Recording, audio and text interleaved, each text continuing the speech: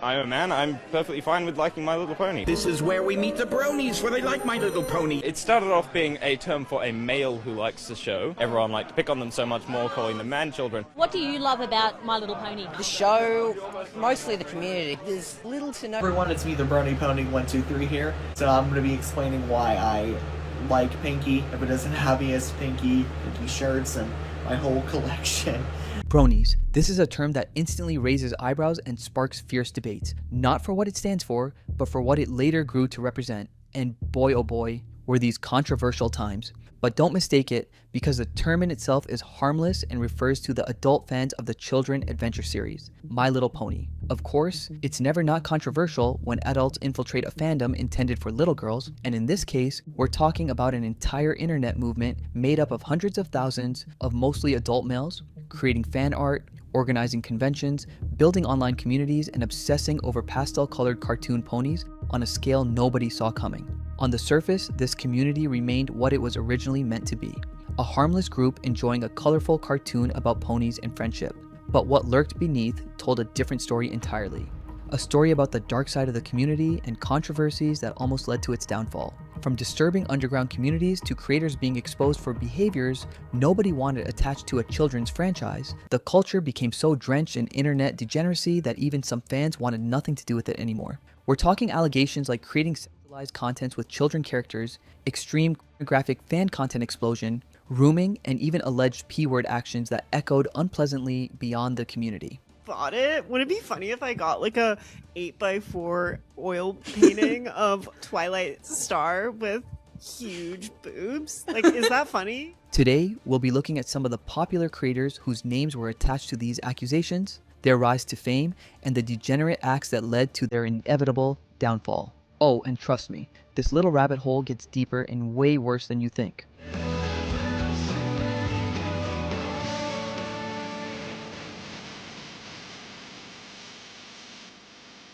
Of course, no better place to start than one of the most controversial figures ever attached to the community, and it's none other than Toon Critic Y2K.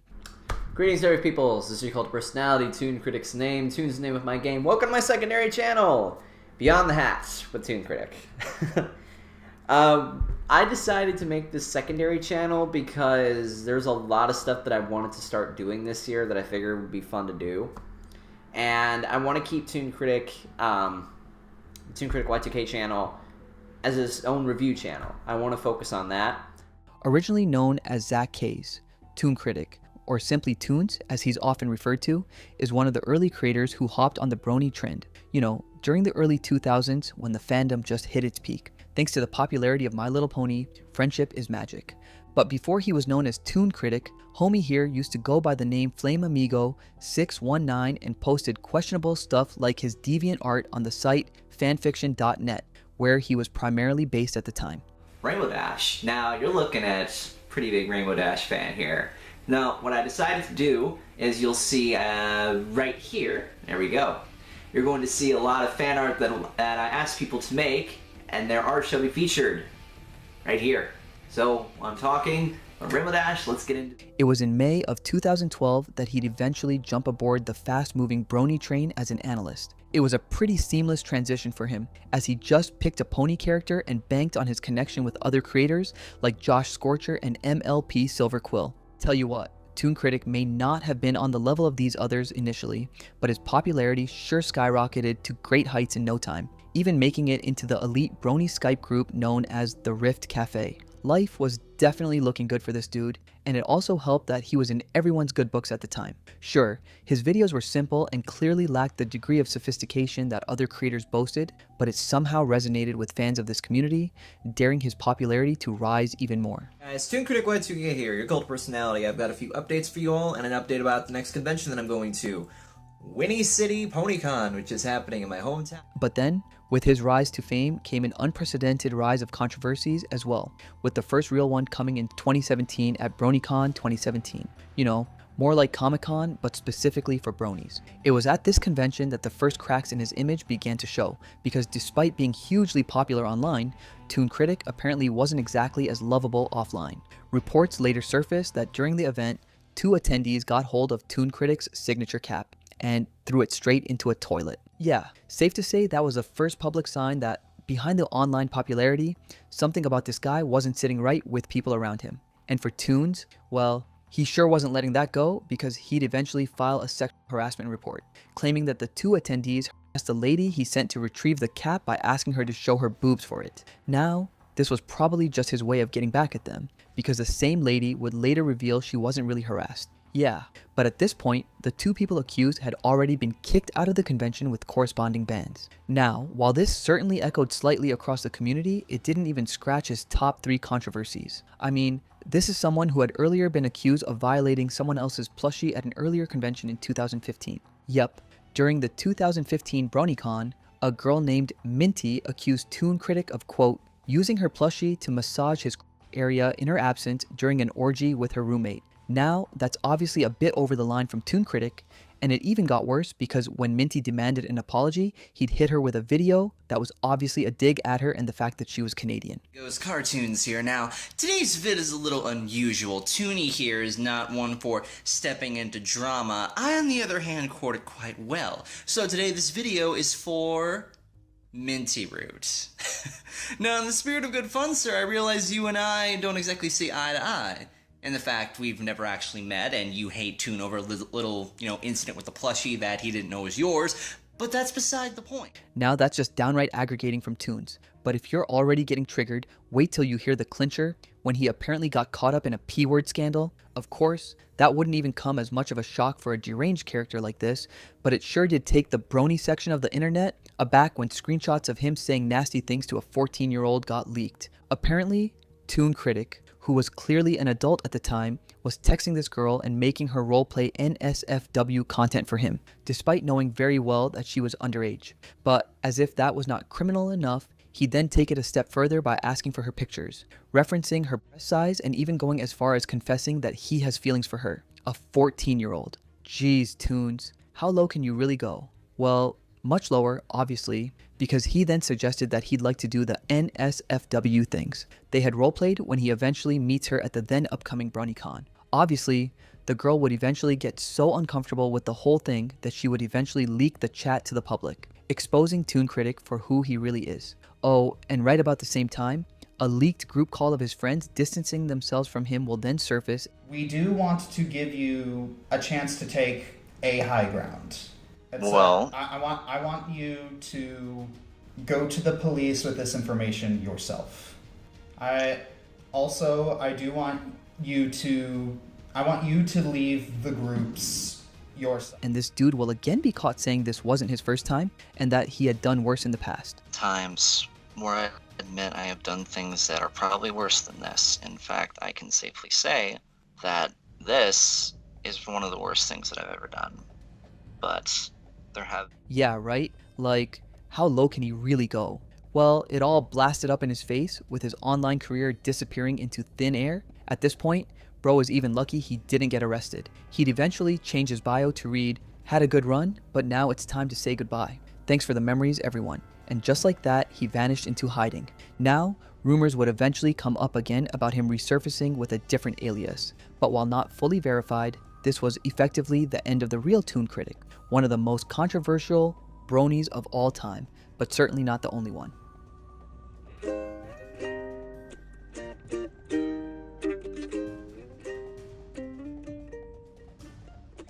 I'll be the toast of the town, the boy on the go, and the type of pony every pony should know. I'll be the one to watch the boy in the flow, and the type of pony every pony. Now, here's a name that needs little or no introduction at all in both the Brony and Faniaf communities because of the influence he's had in those spaces. Ladies and gentlemen, meet Andy Stein, or Mandopony as he's most famously recognized. Mandopony's online presence notably dates back to October of 2011 when he opened his YouTube channel and uploaded his first video titled Chiptune My Little Pony Music, which also happened to be the theme music for the colorful cartoon. Luckily for him, this video will gain a bit of traction, currently peaking at about 75,000 views. His subsequent videos would also do relatively well for a beginner channel and point towards an incline towards MLP contents. However, his first major breakthrough would come when he collabed with another Brony, Acoustic Brony, to release an original MLP music titled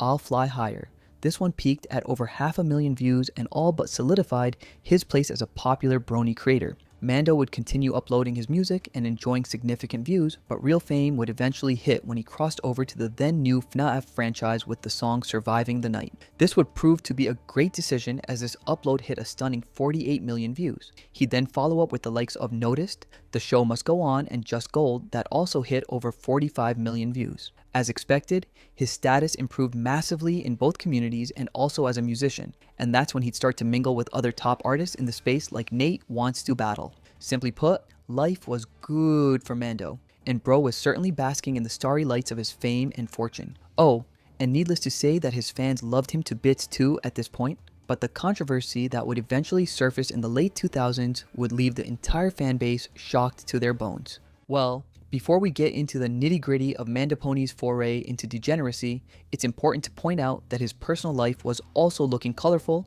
during his heydays, or so it appeared. See, Mando wasn't only dating Sabrina Alberghetti, who was a well-known storyboard artist, but the two even got married back in 2015 to seal what looked like a fairy tale from the outside, until Mando decided to ruin it all. So, it was around the year 2019, and fans noticed that Mando was becoming way too quiet on social media and pretty much everywhere. However, while many deemed it to be a normal behavior of just wanting a little space, it definitely wasn't. As a matter of fact, it was more like the quiet before the storm, and this was no ordinary storm. Yeah, it was around the same time the accusations about Mandopony started to surface and the optics weren't looking so good. Bro was being called out for being a certified rumor and the evidence wasn't lacking. That's Mando and one of his victims' DMs trying to rizz her up, allegedly. According to the victim who apparently leaked the chats, this all went down when she was just 15. And apparently it wasn't a one-off event. As a matter of fact, they were almost an item, as they texted regularly and Mando would occasionally try to talk dirty to her. But that's not even the worst part. Nope, that would be reserved for when he decided to create an NSFW drawing of her. The horror, right? Well, as if that's not enough, Mando would then take it a notch higher by making another drawing of them together. This was disturbing, to say the least, and don't forget he was still sending her creepy texts, including this one where he blatantly implied he'd like to do sexual stuff to her. Again, this is a 15-year-old we're talking about, and Mando, who by the way was already deep in his 30s at the time, just kept piling on with his deranged texts. Now, even while you're feeling disgusted by this whole circus act, you might be thinking, at least the cringe drawings are over, right? Well, wrong, because he'd go on to create more, including this one where he places himself alongside the girl again in a very sexual pose. And then, for reasons beyond our comprehension, he adds his buddy Nate Wants to Battle to the image. Oh, and multiple sources confirmed that Nate was completely unaware of whatever in the name of art this was, or what it was doing in the DM of a 15-year-old. Yeah, that's how weird it all gets. But this definitely wasn't his only feature. He'd also be called out by another girl who claimed to have been 13 when he infiltrated her DM. Now, even though none of these had been airtight enough to prove beyond doubt that it's really Mando behind the text, we'd then be hit with one that put all the doubts to rest. This time around, the girl in the spotlight provided ample evidence to prove that she was only 17 as of early 2019 when Mando appeared in her DM. She also exposed some of the nasty conversations they had, including parts where Mando was wishing he could fly out to come see her. It was a pretty similar accusation to the others, but this time there were pictures to show it's really Mando behind the text. Yeah, dude was sending her pictures of his face, body, and private, according to the leaked screenshots. Unfortunately though, there was no part in there that showed he knew how old she was, or maybe it just wasn't brought up with this set of screenshots. However, it's clear he knew he was doing something unspeakable because he then chips in how he needed her to keep their conversations and whatever it was they had going on in private. Viewers were obviously livid at this point, and even fans started to show their displeasure.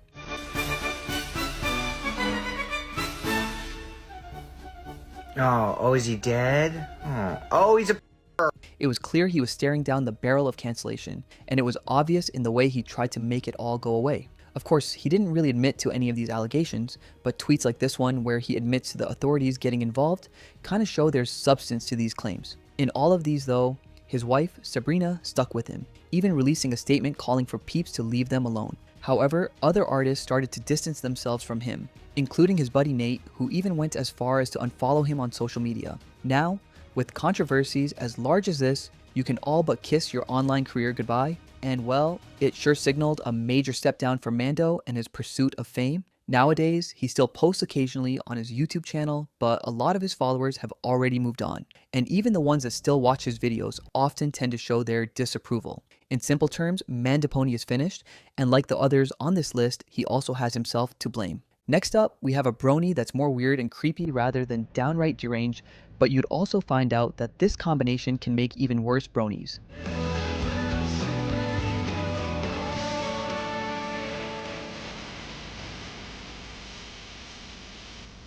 Meet Brandon the Brony Pony, or Brony Pony Productions, or Tooniverse Studios, or any of the many other AKAs he's used online. See, from the onset, one thing you'd notice about Brandon is the fact that he's not the most charismatic or socially adept person. He'd even confirm it himself that he's not the most outgoing dude, and has always struggled with picking up on social cues. In his case, it's easy to pinpoint the reasons for his social awkwardness, as he has also revealed that his childhood was kinda messed up and he never really had a present parental figure. And I never really truly got to experience a loving, kind of stereotypical loving mom that everyone wishes to have. So basically, I created Lightning Star's personality to be a sort of loving mother, to be the loving mother that I always wished I sort of had. So he was also pretty much a loner who replaced having to relate with obsession for animations, and that's the beginning of his foray into the MLP universe. Brandon's obsession with fantasy and fictional characters can also be owed to a compulsion to fill up parts of his childhood that he lost due to the severe mental breakdowns and schizophrenic episodes he suffered as a kid. Nevertheless, you're about to find out that it's not often a good idea when socially out of touch people get access to a little bit of fame and a wide audience, which he actually got via Discord and his YouTube channel. His channel? Well, it was obvious he never expected any form of fame initially, as his earlier post kind of suggested he was using it as some kind of archive for his personal role-playing content such as this one. I love you, Brandon. Yeah, that was painfully weird and cringy to watch, and unfortunately, he had more than a few stuff like this up on his channel. I don't deserve some pony as awesome as you, Starlight. You're gorgeous and incredibly powerful. You have so many amazing qualities, and I have none. Brandon, you have a lot of great qualities. Great boyfriend qualities. Thanks, Starlight. You're a really supportive girlfriend. I feel much better now. I don't know what I'd do without you. Thankfully, we don't have the time, the obligation, nor the bandwidth to go through any more of that in this video. However, you'd agree there's not much wrong with believing a fantasy enough to fix yourself in it, right? That said, some of his earlier controversies revolved around his fetishes, which included macrophilia, as he would reveal himself in an interview. This may seem weird to say, but I kind of have a macro-micro fetish. I don't know if you guys know about that. So like if you want the pony to be big. Yeah, or to be shrunk down near the pony, like to flea size. He'd also eventually reveal that his dream fetish is to be sat on by a gigantic pony, which, well, was just something in the line of how weird he is. But then, even that's not enough to have him on the wall of worse bronies, since many people also got fetishes, albeit less creepy. So, what exactly are his actual social crimes? Well, for one, the timelines have him identified as somewhat racist, and this was made evident by a chat of his that got leaked. In the text, you could clearly see him admitting to not liking blacks or mixed race babies. His exact words were, "The main reason I don't want to date a black woman is because black people are trying to eradicate the white race by making kids that are mixed. I want to create a white kid so that there'll still be some of the white race left." The person he's texting was obviously taken back by this and reminded him how racist he sounded. However, bro will double down by claiming his cousin told him this and that he considers it true, only to then make an apology later. Also acted very toxic towards server mods, and I made some racist comments, and back in like 2018 I made some racist comments about how they were trying to eradicate the white race or whatever, and I fully admit my mistake on that one, and I'm trying to better myself and not be racist anymore, and I truly want to change. Now, while that was very controversial and didn't sit well with viewers, it was just the tip of what turned out to be a very huge iceberg of controversies related to Brandon the Brony Pony. Oh, and as you typically expect, the worst of them had to do with his relationship with minors. One time, Brandon was accused of sending an NSFW video to a Discord server filled with minors. Of course, he was blocked immediately by the active modifier. Before appealing his ban on the grounds that he didn't know the video was NSF, dude claimed it was a mistake, and when it was clear his excuses weren't taking him anywhere, he tried threatening the mod, as if that was going to make any difference. Brandon will also be accused of several other misdeeds and instances of breaking server rules by engaging minors with inappropriate languages. There was also this one time he apparently revealed his desire to leak a girl's crack, with the girl in question even being underage. He later released an apology video claiming he didn't know the girl was a minor, and as typical of him, he still somehow tried to shift the blame. And the whole thing about lick a girl's butt in the Discord server, that one Discord server, I fully apologize for that as well. That was completely uncalled for. I should not have done that. I didn't realize at the time that the user was a minor. But at the same time, a minor should not be naming themselves crack. But, you know, I guess we were both in the wrong. He would also be hit with many other accusations that were mostly unfounded since there wasn't much evidence presented.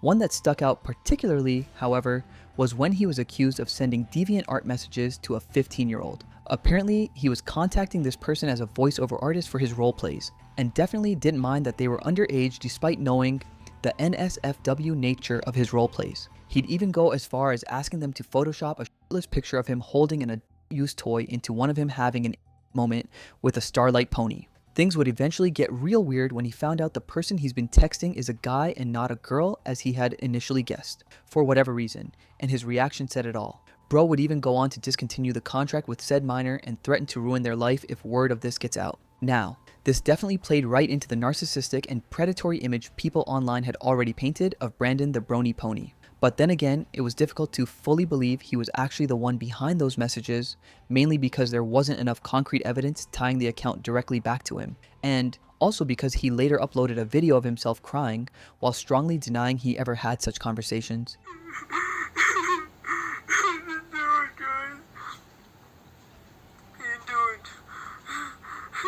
However, even setting that controversy aside, the things he had openly admitted to in several of his older videos were already enough to place him right alongside the other names on this list as one of the absolute worst bronies to ever rise to fame within the fandom. And somehow, despite everything, Brandon continues going about his life as though nothing ever happened, even managing to stay off the controversy radar for quite some time now. But if there's one thing longtime followers of Brandon the Brony Pony know by now, it's that staying out of trouble has never exactly been his strongest trait.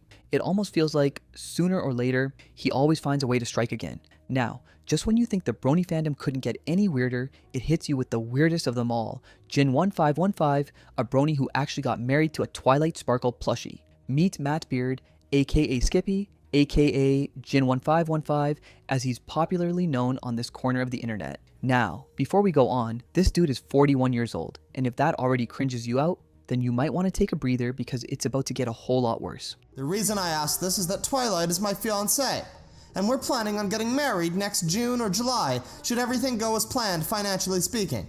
And yes, I have actually found a wedding chapel that will let me marry someone that most people would consider. See, Jin's story probably started like many other bronies who try to fill up their lonely life by obsessing over the kids' show My Little Pony. However, his journey into cringedom particularly picks up in 2012 when a deviant artist in the brony space posted a handcrafted plushie for sale. Well, in a pool of interested buyers, guess who would outbid them all? It was Jin, with a stunning $600 bid. Yup, you had that right. He'd eventually reveal that it cost him his entire savings, plus a few extra loans, but that he was over the moon about the purchase regardless. Of course, there's nothing wrong with purchasing a plushie, but going above and beyond to the extent of exhausting your financial limit and then even borrowing to secure a purchase has got to be the first real red flag. However, it was nothing compared to what was to come.